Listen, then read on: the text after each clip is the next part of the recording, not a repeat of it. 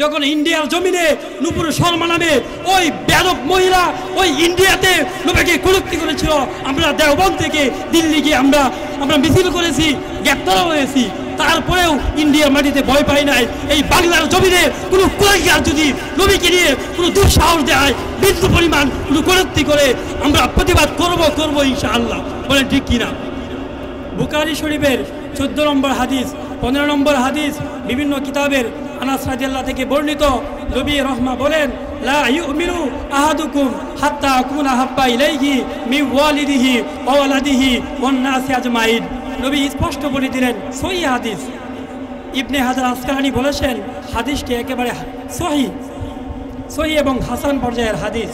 নবীজি বলেন, তোমাদের মধ্যে ওই পর্যন্ত মানুষ খাঁটি মুমিন হতে পারবে না, প্রকৃত মুসলিম দাবি করতে পারবে না, যতক্ষণ না পর্যন্ত সে আমাকে তার সন্তানের চেয়ে, তার প্রিয়তমা স্ত্রীর চেয়ে, তার ব্যবসা বাণিজ্য, তার সমস্ত ধন সম্পদের চাইতে অধিক পরিমাণ ভালোবাসা এবং মহব্বত আমাকে না করবে, ওই পর্যন্ত সে মুমিন হতে পারবে না।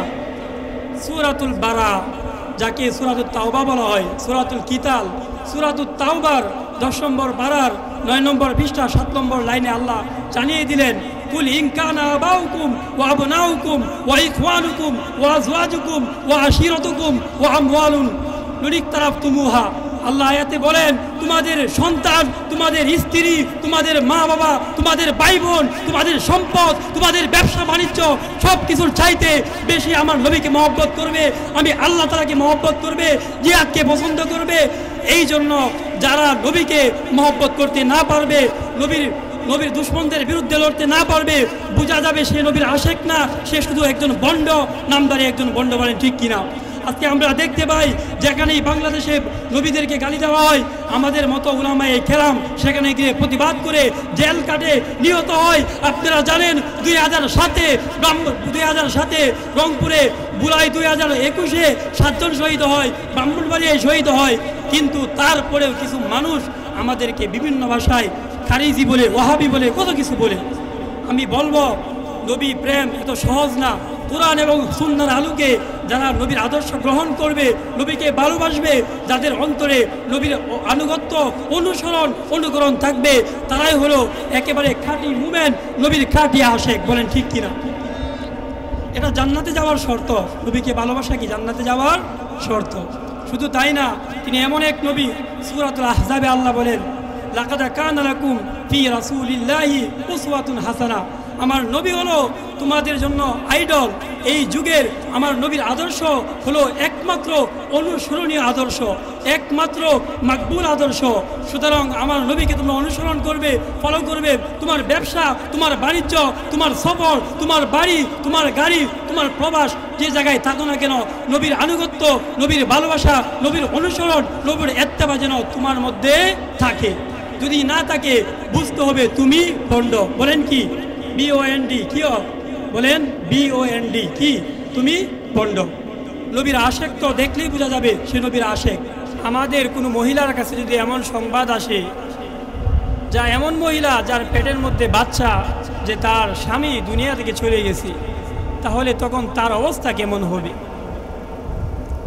তো এমন সময় আমিনার কাছে যখন সংবাদ আসলো তোমার স্বামী আর দুনিয়ায় নাই, এমন সময় আমিনা ক্রন্দন করতে করতে, কাঁদতে কাঁদতে, চোখের পানি ছাড়তে ছাড়তে বিছানা ভিজিয়ে ফেলল, আর টেনশন করতে লাগলো।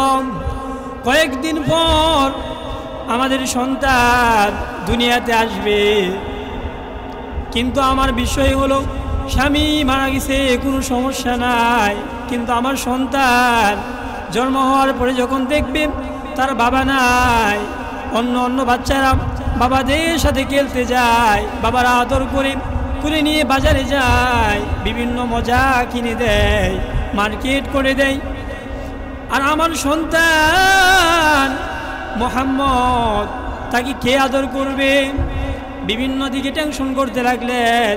এমন সময় আল্লাহ জিব্রাইল আমিনকে পাঠিয়ে দিলেন, ও আমার ফেরেশতা জিব্রাইল, তুমি যাও গিয়ে আমিনাকে সান্ত্বনা দাও, সে যেন কোনো টেনশন করে না, সেই জন্য কোনো চিন্তা করে না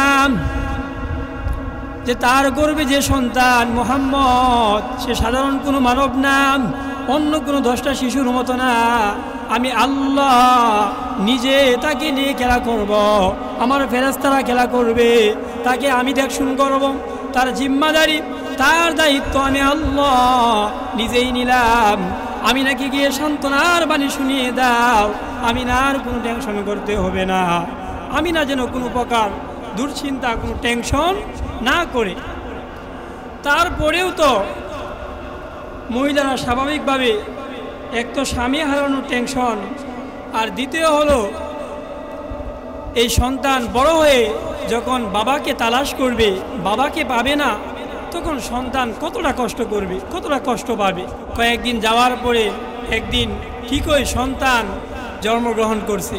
তো এদিকে আমিনাও সন্তানকে নিয়ে দিনকাল পার করতেছিলেন। তো ওই সময় আপনারা জানেন ওই সময়ের অবস্থা, আমিনা সংসারের কাজকর্ম করতেন। ওই যুগে আমাদের মতো এত পানির ব্যবস্থা ছিল না, এত নলকূপ, এত টিউবওয়েল ছিল না। তো পানি আনার জন্য কূপে দূরে কূপ থেকে পানি নিয়ে আসতেন। আমিনা যখন ওই কূপের মধ্যে যাইতেন তখন দেখতেন কূপের নিচে পানি, কিন্তু আমিনা যাওয়ার সাথে সাথে কূপের পানগুলা উতলিয়ে উপরে উঠে যায়। বলেন না আল্লাহু আকবার। সিরাত ইবনে হিশাম বয়ানুল আলম কিতাবের মধ্যে স্পষ্ট উল্লেখ আছে, মা আমিনা যখন পানি আনতে যায় এমন সময় ওই কুয়ার পানিগুলা উপরে উঠে যায়।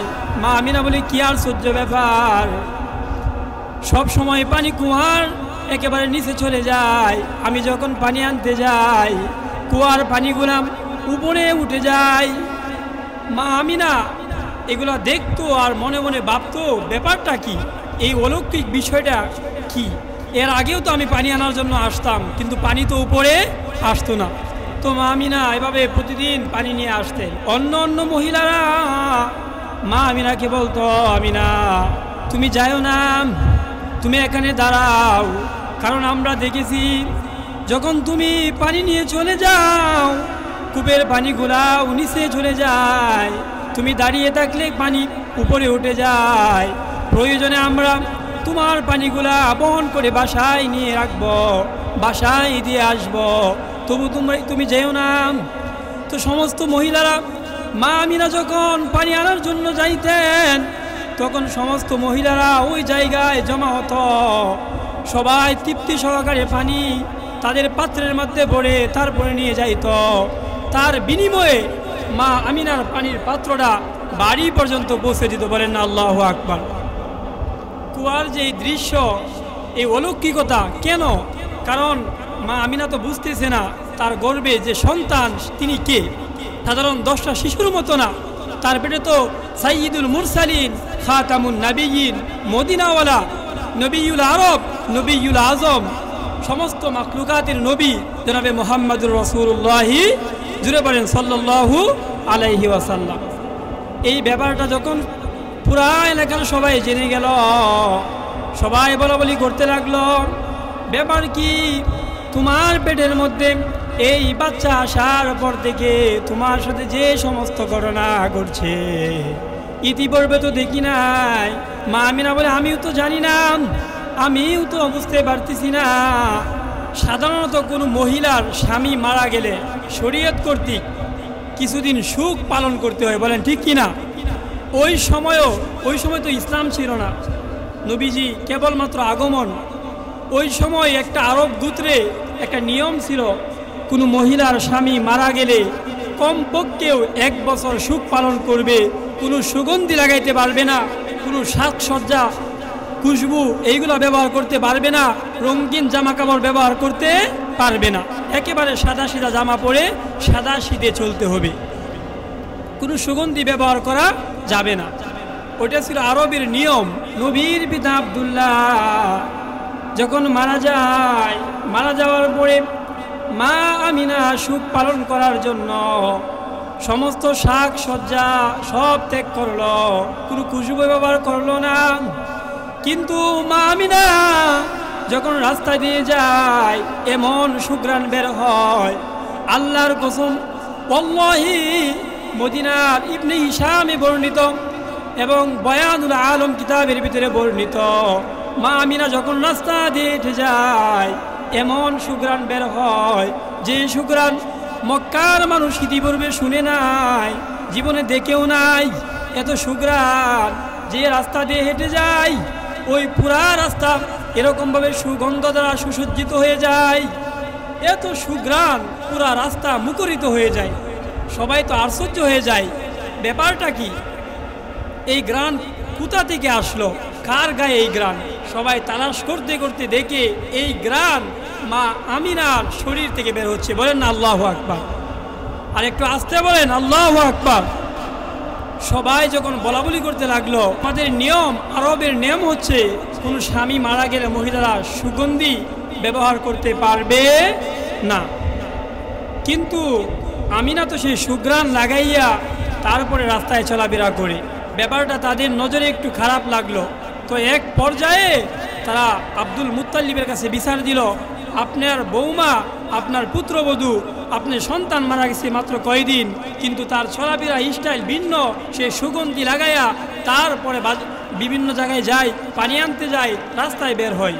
তো আব্দুল মুত্তালিব একদিন ডাকাইছে, ডাকানির পরে বলতেছে, না তোমাকে একটা কথা বলতাম, যদিও তুমি কষ্ট পাবা, তুমি অনেক কষ্টের মধ্যে আছো, কয়েকদিন হয়েছে তোমার স্বামী মারা গেছে, তুমি এমনি সুখ পালন করতেছ, তার মধ্যে তোমাকে কিছু বলা ঠিক হবে না, তবু বলতেছি আমাদের আরবের নেম হলো কোনো স্বামী মারা গেলে ওই স্ত্রী কোনো সুগন্ধি ব্যবহার করতে পারবে না, কিন্তু তুমি সুগন্ধি লাগাইয়া এভাবে চলাফেরা করো, মানুষ খারাপ ভাবে, আমাদের বংশের, আমাদের পরিবারের বদনাম হচ্ছে, তুমি আল্লাহর হস্তে সুগন্ধি লাগানো বন্ধ করে দাও। এই সুঘ্রাণ আমি তো দেই নাই, আমার পেটে যখন এই বাচ্চা আসলো, বাচ্চা মোটামুটি বোঝা যাচ্ছে আমার পেটে আছে, তখন থেকে আমার শরীর থেকে এরকম সুগন্ধি সুঘ্রাণ বের হয়। বলেন আল্লাহু আকবার। শুধু তাই না, আমি যখন তুতু ফেলাই ওই তুতু থেকেও সুগন্ধি বের হয়। বলেন না আল্লাহু আকবার। সুঘ্রাণ তো বের হবেই, কারণ ওনার পেটের মধ্যে যে বাচ্চা, তিনি তো সাধারণ কোনো মানব না।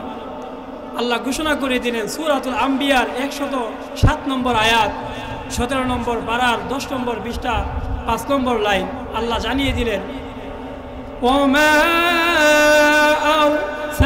আরসালনাকা ইল্লা রাহমাতাল লিল আলামিন।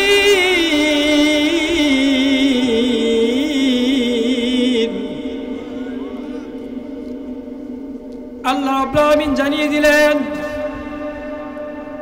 ওমা আরসালনাকা ইল্লা রাহমাতাল লিল আলামিন, আমার নবী জগৎবাসীর জন্য রহমত। যে নবী পুরা দুনিয়ার জন্য রহমত, আখিরাতের জন্য রহমত, ওই নবী মা আমিনার গর্ভে তার শরীর থেকে সুঘ্রাণ বের হবে না, সেটা হতে পারে না। তখন আব্দুল মুত্তালিব ব্যাপারটা বুঝলো যে ঠিকই তো, তোমার সব কিছু থেকে সুঘ্রাণ বের হয়, কারণ তোমার পেটের মধ্যে আমিও খেয়াল করেছি যখন থেকে বাচ্চা আসে তখন থেকে আমাদের গোড়ের বরকত সব কিছুই পরিবর্তন হয়ে গেছে। বলেন আল্লাহু আকবার। ব্যবসায় বরকত হচ্ছে, খাবারে বরকত হচ্ছে, সব জায়গায় বরকত হচ্ছে। বরকত হবে না কেন? বরকতের নবী, রহমতের নবী, সাইয়্যিদুল মুরসালিন তো তাদের গড়েই। বলেন ঠিক কিনা? তো আমার আপনার নবী সকলের নবী। তো এক পর্যায়ে সন্তান জন্মগ্রহণ করে। আচ্ছা আপনারা বলেন, দুনিয়ার মধ্যে কোনো সন্তান জন্মগ্রহণ করার পরে সাধারণত যখন ডেলিভারি সাকসেস হয়, সাধারণত বাচ্চার শরীরে রক্ত বা এই জাতীয় কিছু জিনিস লেগে থাকে। বলেন ঠিক কিনা? সিরাতে ইবনে হিশাম, বয়ানুল আলাম, সিরাতে মুস্তাফা, ইতিহাসের কিতাবের মধ্যে লেখা, আমাদের নবী মোহাম্মদ যখন মার পেট থেকে দুনিয়ার জমিনে আসে, তার শরীরের মধ্যে বিন্দু পরিমাণ কোনো নাপাক ছিল না, কোনো রক্ত ছিল না, কোনো ময়লা ছিল না। দাত্রী মহিলা মা আমিনা অন্য অন্য মহিলারা আশ্চর্য হয়ে যায়, ব্যাপার কি? দুনিয়ার সমস্ত মহিলারা যখন তাদের বাচ্চাকে প্রসব করে, বাচ্চা জন্ম দেয়, শিশুর গায়ে কত ধরনের রক্ত, দুর্গন্ধ, বিভিন্ন জিনিস থাকে, কিন্তু এ কেমন বাচ্চা যার শরীরের মধ্যে বিন্দু পরিমাণ কোনো নাপাক নাই, বিন্দু পরিমাণ কোনো রক্ত নাই, বিন্দু পরিমাণ কোনো চিহ্ন নাই, যেন মনে হচ্ছে কে যেন সুন্দর করে গোসল করাইয়া একেবারে পুত পবিত্র কইরা তারপরে মায়ের পেট থেকে বের করছে। তাহলে বিষয়গুলো বুঝতে পারতেছেন কেমন নবী আমরা, কেমন নবী পাইলাম। তো সবাই বিষয়টা বুঝে গেল, ব্যাপারটা কি? সবাই বলাবলি করতে লাগলো, এই দেখো আমিনার গর্ভে যে বাচ্চা আসছে ওই বাচ্চা তো অন্যরকম। সবাই বলাবলি করতে লাগলো, কিন্তু এখানেই শেষ না। আপনারা জানেন সাধারণত মহিলারা বাচ্চা প্রসব করলে বাচ্চার সাথে এবং মায়ের সাথে নাভির একটা সম্পর্ক থাকে, বলেন ঠিক কি না? কিন্তু আমাদের নবী যখন দুনিয়াতে আসেন উনার নাভি কর্তন করা ছিল, বলেন না আল্লাহু আকবার।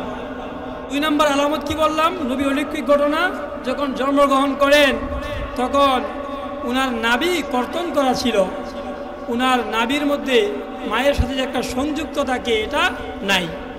তখন সবাই আরো আশ্চর্য হয়ে গেল, ব্যাপারটা কি? শুধু তাই না, 3 নাম্বার, আপনারা জানেন দুনিয়ায় যত বাচ্চা আসে সবাইকে খতনা করাতে হয়। শুধু তাই না, 4টা সুন্নত আছে এমন, সুনানুল মুরসালিনা আরবাতুন আসওয়াকু ওয়াত-তাআত্তুরু ওয়ান-নিকাহু ওয়াল-খিতানু। এই হাদিসটা বিভিন্ন রাওয়ায়াতে বিভিন্নভাবে আছে যে 4টা সুন্নত হলো পূর্ববর্তী নবীদেরও সুন্নত। তার মধ্যে অন্যতম একটা সুন্নত হলো জন্মের পরে সন্তানকে কিছুদিন পরে খতনা করানো, আমরা যেটাকে বাংলাতে বলি মুসলমানি করাই, বলে ঠিক কিনা? কিন্তু আমার আপনার নবী সাইয়্যিদুনা জনাবে মুহাম্মদুর রাসূলুল্লাহ সাল্লাল্লাহু আলাইহি ওয়াসাল্লাম যখন দুনিয়ার জমিনে আসলেন একেবারে খতনা করা, সবাই আর সহ্য হয়ে গেল, বলা বলি করতে লাগলো, কি এমন সন্তান? কত মানুষের জন্মের সময় আমরা কত সন্তান দেখলাম, কত শিশু দেখলাম, কিন্তু এমন শিশু দেখি নাই, রক্তের কোনো চিহ্ন নাই, এবং খতনা করা অবস্থায় দুনিয়ার জমিনে আগমন করেছে। শুধু তাই না, জন্মগ্রহণ করার সাথে সাথে মুখটাকে নিচে নিয়া, মুখটা নিচের দিকে দিয়া আল্লাহর দরবারে শুকরিয়া আদায় করতেছে, এবং মুখ থেকে কেমন জানি আওয়াজ বের হচ্ছে। সিরাত ইবনে হিশাম বর্ণনা করেন ওই সময় নবী রহমার মুখ থেকে উচ্চারণ হতেছিল আল্লাহু আকবার, আলহামদুলিল্লাহি কাসীরা, সুবহানাল্লাহি বুকরাতাও ওয়া আসীলা। এই বাক্যগুলা বের হইতেছে। একটা শিশু তার মুখ থেকে আওয়াজ হচ্ছে আল্লাহু আকবার, আলহামদুলিল্লাহি কাসীরা, আলহামদুলিল্লাহি হামদান কাসীরা, সুবহানাল্লাহি বুকরাতাও ওয়া আসীলা। এই আওয়াজগুলা বের হচ্ছে। তো সবাই আশ্চর্য হয়ে গেল। আপনারাই বলেন, আমার আপনার নবী উনি কি সাধারণ কোনো নবী, সাধারণ কোনো মানুষ যিনি নবীদেরও নবী, নবীদের সর্দার, ওই নবীর উম্মত আমরা। এই নবীর উম্মত আমরা এত ভাগ্যবান, কিন্তু দুর্ভাগ্যের বিষয় হলো এত দামি নবী পাওয়ার পরেও নবীর আনুগত্য, নবীর ভালোবাসা, নবীর মহব্বত আমাদের অন্তরে নাই, বলেন ঠিক কিনা? নবীর মহব্বত ব্যতীত কোনো মানুষ জান্নাতে যেতে পারবে না। নবীর অনুসরণ, নবীর অনুকরণ ব্যতীত একটা ব্যক্তিও জান্নাতে ঢুকতে পারবে না। আমার কথা না, আল্লাহর কথা। কার কথা? আল্লাহর কথা। সূরাতুল আলী ইমরান 31 নম্বর আয়াত, 3 নম্বর পারা, 13 নম্বর পৃষ্ঠা, 4 নম্বর লাইন। আল্লাহ বলেন, কুল ইন কুনতুম তুহিব্বুনাল্লাহ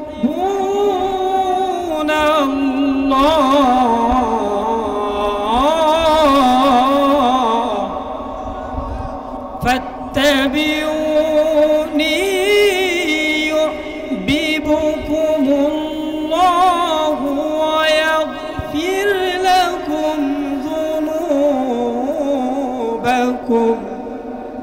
ওয়াল্লাহু গফুরুর রহিম।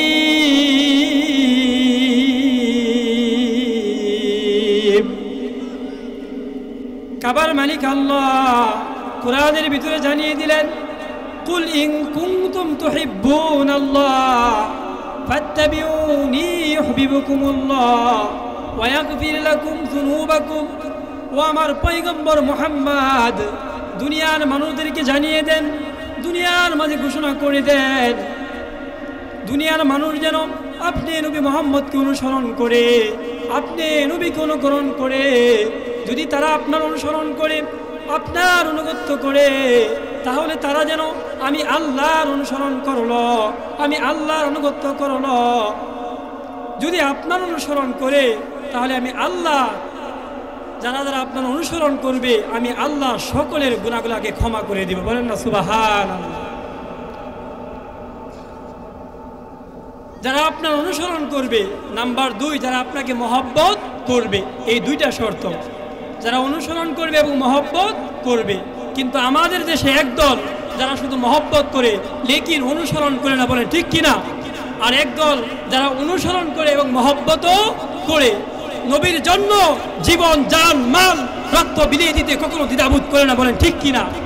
নবীর প্রেমিক তো তারাই, নবীর জন্য জীবন দিতে যারা দ্বিধাবোধ করে না, বিন্দু মাত্র নবীর জন্য জীবন দিতে, জান দিতে, প্রাণ দিতে যারা বিন্দু মুহূর্তের জন্য যারা একবারও চিন্তা ফিকির করে না, বলেন ঠিক কিনা?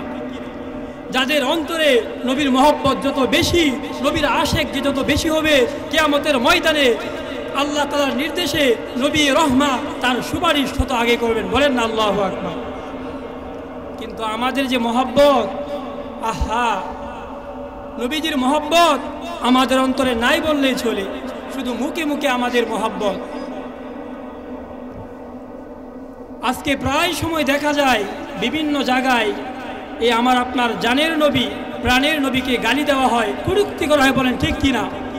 আজকে বাংলাদেশে কয়েকদিন আগেও শুনলাম বুলাতে কুলাঙ্গার নবীকে গালি দিয়েছে, বলেন নাউজুবিল্লাহ। কয়েকদিন পর পর বাংলাদেশে বিভিন্ন জায়গায় আমরা দেখতে পাই নবীকে গালি দেয়, নবীকে নিয়ে কটূক্তি করে, নবীকে নিয়ে ব্যঙ্গ করে। ওই সমস্ত কুলাঙ্গারদের বলতে চাই, এটা বাংলাদেশ আউলিয়াদের দেশ, এটা নবী প্রেমের দেশ, এবং এটা সুফিয়ান কি কেরামের দেশ। এটা ইন্ডিয়া না, এটা গুজরাট না, এটা মুম্বাই না, এটা ইন্ডিয়ার কোনো মাটি না। এই পাক মাটিতে আমার নবীকে যারা গালি দিবে, ওই সমস্ত শীতানে রাসূলদেরকে, ওই রাসূলের শত্রুদেরকে আমরা দুনিয়ায়, বিশেষ করে আমাদের বাংলাদেশে তাই দিব না, দিব না, দিব না, বলেন ঠিক কিনা? যেখানেই নবীকে, নবীর দুশ্মন থাকবে, সেখানে আমাদের প্রতিবাদ অব্যাহত থাকবে। নবীর জন্য জীবন দিতে, প্রাণ দিতে আমরা কে কে রাজি আছি? হাত তুলে দেখায়, আল্লাহু আকবার। তাহলে দেখেন, যে নবীর মহব্বত, যে নবীর ভালোবাসা ব্যতীত মানুষ জান্নাতে যেতে পারবে না, ওই নবীকে কি সাহসে ওই কুলাঙ্গাররা তারা গালি দেয়। আজকে বুঝতাম এটা ইন্ডিয়া, এটা আমেরিকা, এটা ইউরোপের কোনো কান্ট্রি, কোনো দেশ। আমাদের মুসলমানের দেশে 90% মুসলমান, যাদের অন্তরে নবীর মহব্বত, নবীর আদর্শ, নবীর ভালোবাসা পরতে পরতে, পশমে পশমে, ওই দেশে কিভাবে নবীর দুশ্মনরা নবীকে গালি দেয়, বলেন ঠিক কিনা? আমরা যেখানেই শুনবো, বিশেষ করে এই মাহফিল থেকে আবেদন করতে চাই, এই মাহফিল থেকে আমাদের বর্তমান সরকার ব্যবস্থা অনেক ভালো। আমাদের ধর্মমন্ত্রী, আমাদের একজন আলেম, তিনি যেন এমন একটা আইন করে যায়, বাংলার জমিনে যে সমস্ত গুস্তাকরা, যে সমস্ত নবীর দুশ্মনরা, কুলাঙ্গাররা, যারা সন্তানরা, অবৈধরা নবীকে কটূক্তি করবে, নবীকে ব্যঙ্গ করবে, প্রকাশ্যে বাইতুল মুকাররমের সামনে এনে ধরে লটকিয়ে তাকে শাস্তি দিতে বলেন ঠিক কিনা? ওদের বিচার বাংলার জমিনেই হবে। নবী প্রেম, নবী ভালোবাসা না নিয়ে খবরে গেলে ওই উম্মতকে নবী বলবে আই হ্যাট ইউ। কি? আই হ্যাট ইউ, তোমাকে আমি চিনি না। এমন কাজ করে যান যাতে করে নবী কিয়ামতের ময়দানে দেখলেই বুঝতে পারে যে আপনি কি নবীর আশেক, নবীর আশেক, নবীর খাঁটি উম্মত। নবী যেন দেখলেই চিনতে পারে। এই ধরনের ভালোবাসা, এই ধরনের মহব্বত আমাদের অন্তরে ঢোকাতে হবে।